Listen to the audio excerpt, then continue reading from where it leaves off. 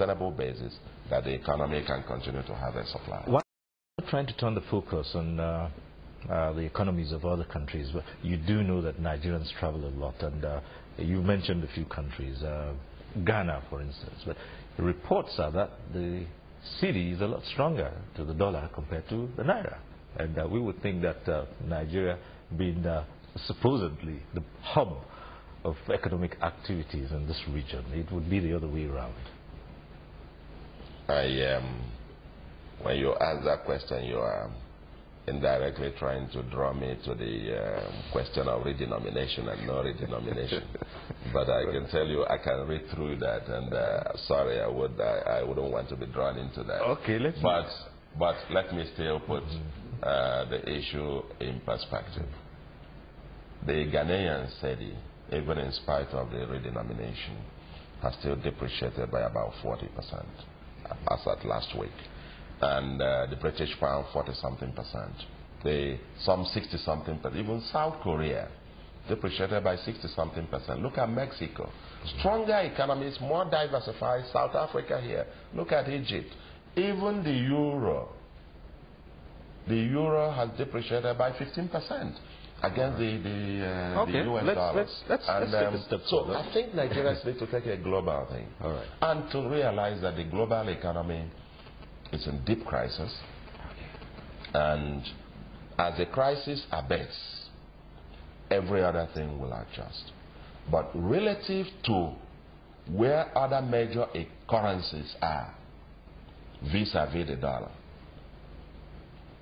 24-25% depreciation compared to others. I have a long table of them all.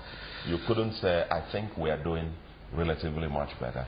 Because if we did not save more than $20 billion extra in reserves, compared to what it would have burned if we had listened to the advice and pressures of our international development partners, that they even had to write to the former president complaining that the central bank was refusing to do what was necessary.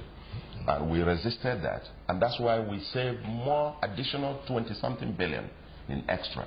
If we didn't, by now our reserves will be probably around 20 billion or less. Okay. And we would have been in several times much worse situation.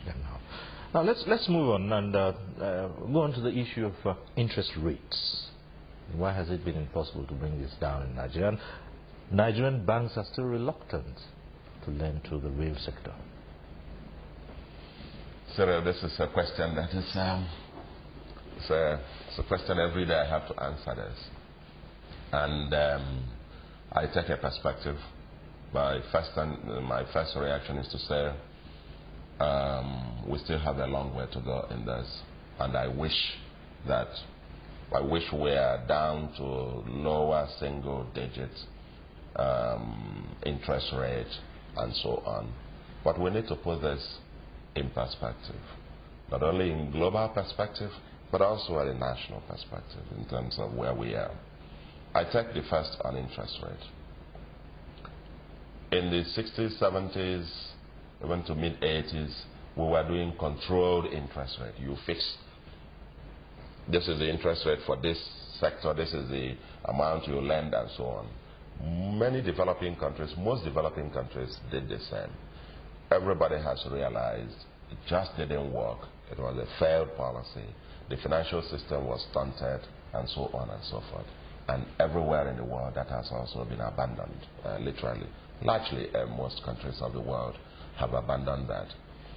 But you ask, why is it that as at 2006, even to early 2007, or the average lending rate came down to about 16-point-something%. At some point in the late 80s, early 90s, it went on to 30s and 40s. Why did it come down that? Well, what was the level of inflation? What was the deposit rate? And so on and so forth.